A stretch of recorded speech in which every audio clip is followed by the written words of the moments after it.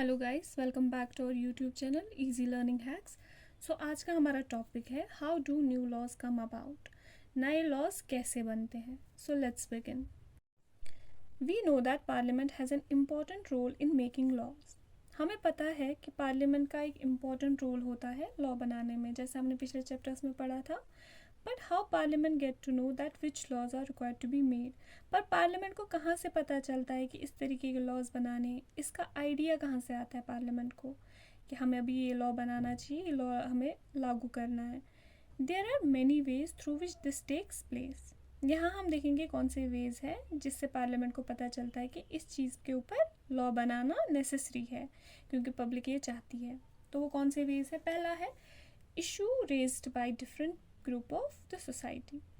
देखें, अगर issues raise किया जाएगा किसी भी ग्रुप ऑफ सोसाइटी के थ्रू, तो पार्लियामेंट को समझ आता है कि इस तरीके का लॉ ये चाहते हैं। फिर पार्लियामेंट क्या करती है? पार्लियामेंट उस लॉ को लाने के बारे में सोचते हैं। ठीक है। सेकेंड है प्रोटेस्ट। तो प्रोटेस्ट भी एक वे है अपनी बात गवर्नमेंट तक पहुंचाने का। जैसे अगर हम एग्जांपल लेंगे कि डैम्स बिल्ड होते हैं ना, बिल्डिंग ऑफ डैम्स, तो उससे क्या होता है? उससे एक ह्यूज लॉस होता है फॉरेस्ट का, वेटलैंड का, एक्सटिंक्ट होते हैं बहुत सारे एक्वाटिक और फिश स्पीशीज़। ठीक है ना। तो जब प्रोटेस्टर्स होते हैं इन चीज़ों को लेके, तो गवर्नमेंट को फिर देखना पड़ता है कि हम ये चीज़ करें या नहीं करें। गवर्नमेंट इसके बारे में रीथिंक करते हैं। ठीक है ना। तो थर्ड वे है वॉइस ऑफ द सिटीजन्स। लोगों की आवाज़ वो गवर्नमेंट तक अपनी बात पहुंचाते हैं। किस मीडियम से वो अपनी बात पहुंचाते हैं? Through role of TV, reports, newspaper, editorials. आपने देखा होगा आर्टिकल्स आते हैं न्यूज़पेपर में, तो किसी भी टॉपिक को रिलेटेड आप लीजिए, मान लीजिए सस्टेनेबिलिटी के रिलेटेड, तो गवर्नमेंट तक अपनी बात पहुंचाने का एक बहुत अच्छा मीडियम है। इस मीडियम से अपनी हम बात पहुंचाते हैं गवर्नमेंट तक और गवर्नमेंट एक्शन में आती है। ठीक है। Let's just read the following story to understand how the issue of domestic violence was brought to the attention of the parliament. अब हम यहाँ पे एक स्टोरी देखेंगे और हम इससे समझेंगे कि जो डोमेस्टिक वायलेंस का इशू था वो गवर्नमेंट के नज़रों में कैसे लाया गया, and the process adopted for the issue to become law, और फिर ये लॉ कैसे बना।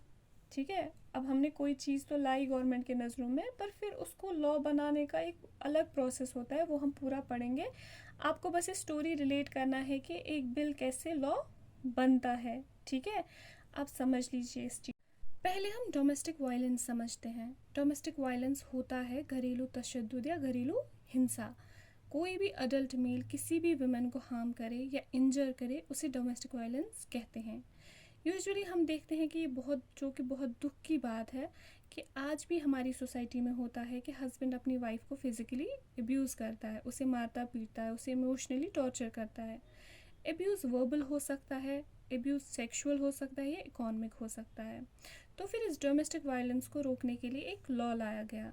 तो अब हम ये आपकी बुक में दी गई एग्जाम्पल से समझेंगे। यहाँ पे स्टोरी दी गई है, अक्टूबर 2006 में बात हो रही है। Shazia, did you read today's newspaper? Isn't it a great day for women? आज वुमेंस के लिए एक बार अच्छा दिन है, क्या तुमने ये न्यूज़पेपर देखा शाजिया? तो वो बोलती है, not just women, violence free homes will benefit everyone. Kusum, it's taken such a long time to get this law passed. In fact, it will begin with establishing the need for a new law. तो शाजिया कहती हैं कि हाँ, बहुत अच्छा दिन है, बड़ा दिन है, लेकिन ये सिर्फ वुमेंस के लिए नहीं है, बल्कि वायलेंस फ्री होम जो है उनसे सबको बेनिफिट होगा। ये ऑब्वियस सी बात है। देखें, अगर वायलेंस नहीं होगा तो एनवायरनमेंट स्ट्रेस फ्री रहेगा, तो हर कोई ग्रो करेगा, बच्चे खुशी से रहेंगे, बाकी सारे भी अच्छे से ग्रो कर पाएंगे। तो और इस लॉ को पास होने में काफ़ी टाइम लगा। ये अपनी स्टोरी को रिकॉल करते हैं यहाँ पे। Kusum and Shazia work for a women's organization. ये दोनों वुमेन्स ऑर्गेनाइजेशन के लिए काम करते हैं। They remember the journey of how the protection of women from domestic violence act got passed. अब ये रिकॉल करते हैं स्टोरी कि कैसे ये एक्ट पास हो गया था।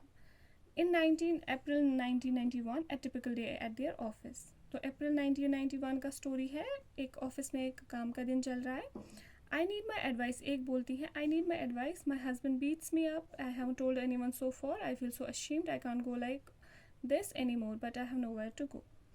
तो एक औरत बोलती है कि उनके हस्बैंड उन्हें मारते हैं, अभी तक उनने ये बात किसी से नहीं कही है क्योंकि उन्हें शर्म आती है ये बात किसी को बताने में, लेकिन अब वो और इस बारे में मतलब वो सह नहीं सकती ये चीज़, तो और वो कहीं जा भी नहीं सकती हैं। तो दूसरी औरत बोलती है, I am being ill treated by my son and daughter in law, they verbally abuse me, I have no access to my bank accounts, they even throw me out. तो अब दूसरी औरत बोलती है कि मुझे भी इल ट्रीट किया जा रहा है अपनी बहू और बेटे के द्वारा, वो मुझे वर्बली अब्यूज़ कर रहे हैं और मेरे बैंक अकाउंट का कोई एक्सेस नहीं करने दे रहे हैं मुझे लगता है और वो मुझे घर से बाहर निकाल देंगे। ठीक है। अब जो ये औरत है ये बोलती है कि I don't want to go to the police, I just want to stop the violence. मैं पुलिस के पास तो नहीं जाना चाहती हूँ, मैं चाहती हूँ कि बस ये वायलेंस ख़त्म हो जाए किसी तरीके। तो दूसरी बोलती है, I just don't want to be thrown out of my house I am living in. मुझे अपने घर से कोई बाहर ना निकाले जिसमें मैं रह रही हूँ प्रेजेंट में। अनफॉर्चुनेटली अभी तीसरी औरत जो है वो कन्वर्जेशन में आ रही है और वो बोलती है, unfortunately the existing law is a criminal one and does not offer these option. कि उस टाइम पे अनफॉर्चुनेटली ऐसा कोई लॉ एग्जिस्ट नहीं करता था, मारने पीटने को घर का मामला माना जाता था, तो कोई इंटरफेयर नहीं करता था उस मामले में। तो इस टाइम पे सिर्फ क्रिमिनल लॉज थे, जैसे कि किसी का मर्डर वगैरह कर दिया तो फिर उन चीज़ों पे सज़ा दी जाती थी, या आपने किसी का हाथ वाथ काट लिया ऐसा वाला, तो ऐसे कोई सज़ा नहीं दी जाती थी मारने पीटने पे। आप अगर आप अपनी वाइफ पे हाथ उठा रहे हैं तो ऐसा कोई सज़ा नहीं दिया जाता था। ठीक है। तो उसके बाद through out the 1990s the need for a new law was raised in different forums. ठीक। तो जब ये सब कुछ लगा कि ये सही नहीं है तो नए लॉ की डिमांड होने लगी, लोग प्रोटेस्ट वगैरह करने लगे। We have heard testimonies of several women. We have seen that women want protection against being beaten, the right to continue living in a shared household, often temporary relief. We need a new civil law to address this issue. तो अब ये public hearing में बोला जाता है कि हमें बहुत सारी औरतों की बातें सुनी, किसी को घर पे पीटा जा रहा है, किसी को कुछ हो रहा है, तो हमें एक लॉ चाहिए कि हमारे इश्यूज़ को एड्रेस कर सके। ठीक है। तो इन 1999 Lawyers Collective, a group of lawyers, law students, and activists after nationwide consultations took the lead in drafting the Domestic Violence Prevention and Protection Bill. The draft was widely circulated. तो 1999 में एक lawyers का group, lawyers collective क्या होता है? Lawyers collective एक NGO है India में जो ह्यूमन राइट्स प्रमोट करते हैं। ठीक है। ये वुमेन्स राइट्स को भी प्रमोट करते हैं।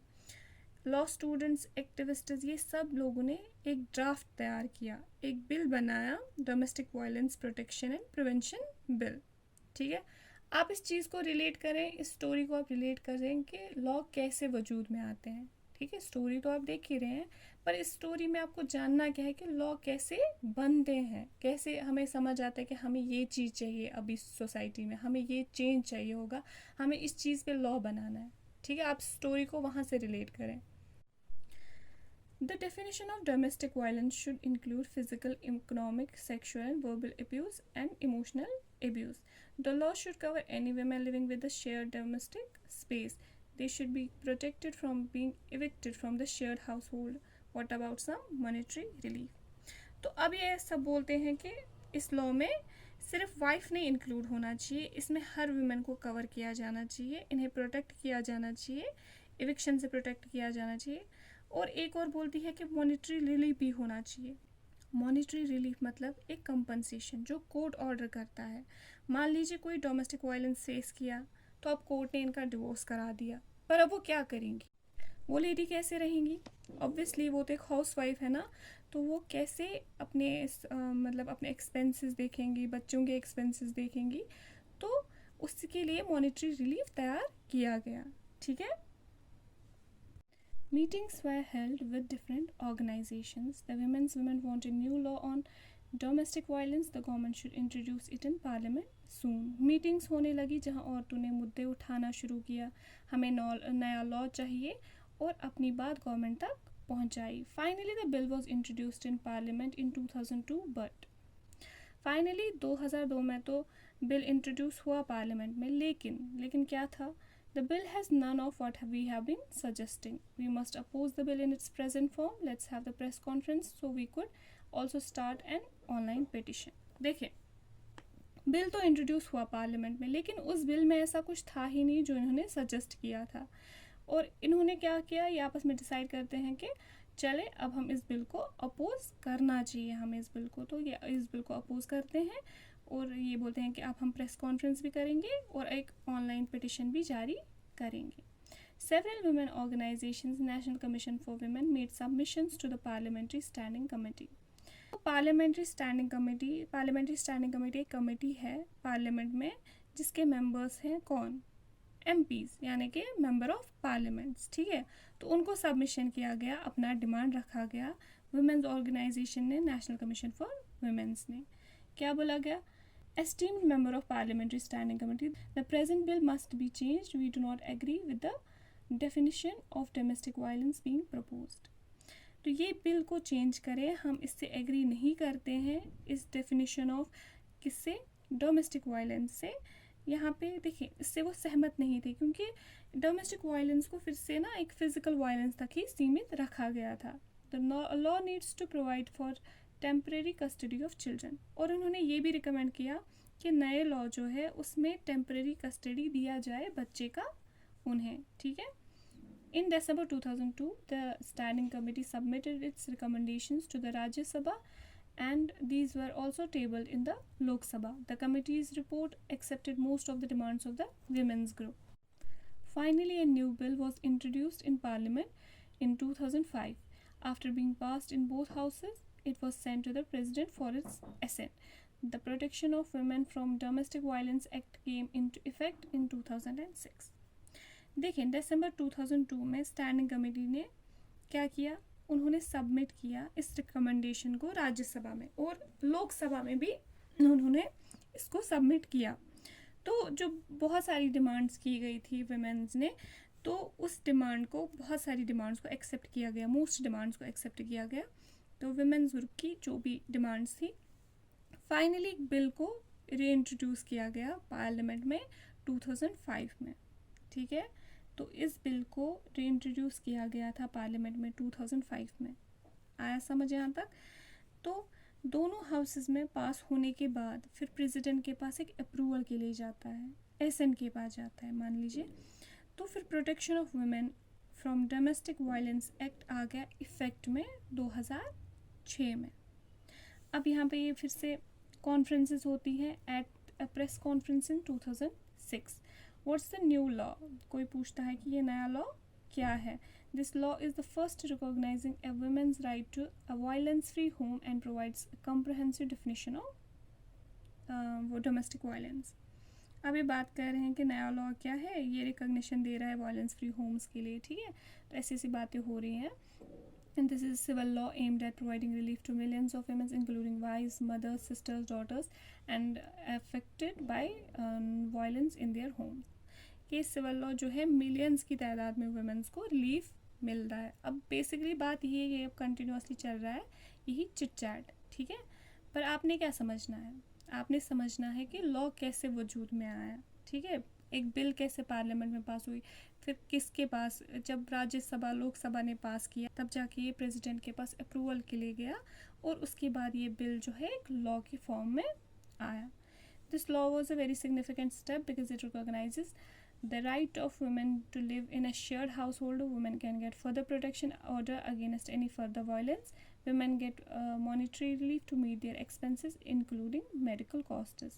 Why this law is an important? Now begins another long journey. Yes, now the government has to ensure that the law is implemented and enforced. अब क्या बोल रहे हैं ये, तो ये बोलते हैं कि ये लॉ जो है ये एक सिग्निफिकेंट स्टेप है हमारी ज़िंदगियों में, क्योंकि ये वुमेन्स के राइट्स को रिकॉग्नाइज कर रहा है, हमें प्रोटेक्शन दे रहा है वायलेंस से, हमारे मॉनेटरी रिलीफ हमें प्रोवाइड कर रहा है. तो अब ये बातें सारी हो रही हैं इस तरीके से. तो अब यहाँ पे और एक चीज़ दी गई है, इन्होंने बोला है now begins another long journey. अब क्या लॉन्ग जर्नी यहाँ पे हो रही है कि the government has to ensure that this law is implemented and enforced. तो अब गवर्नमेंट को एंश्योर क्या करना है कि ये लॉ इम्प्लीमेंट हो. लॉ तो बन गया, ठीक है, चलिए लॉ बन गया, वेरी गुड, बहुत अच्छी बात है, पर उसके बाद इसका इम्प्लीमेंटेशन भी ज़रूरी है. ऐसा नहीं होना कि बस लॉ पास हो गया तो उसके बाद कोई इम्प्लीमेंट ही ना करे. ठीक है, तो ये भी एक लॉन्ग जर्नी है. अब आपने समझ आया, तो हमें स्टोरी से इतना समझना चाहिए कि एक लॉ की नीड कैसे होती है, कैसे सोसाइटी में ऐसे नीड हो गई, फिर उसके बाद वो लॉ कैसे कैसे वो बिल जो है पहले ड्राफ्ट क्रिएट किया गया, फिर उसके बाद बिल बनाया गया, फिर वो पास किया गया राज्यसभा में, उसके बाद लोकसभा में। तो दोनों ने जब वो पास किया, ओके किया, तो उसके बाद प्रेसिडेंट के पास अप्रूवल के लिए चला गया। तो एक्चुअली मुद्दा ये है, आपने समझना है कि बेसिकली लॉ कैसे वजूद में आया। I hope you got it.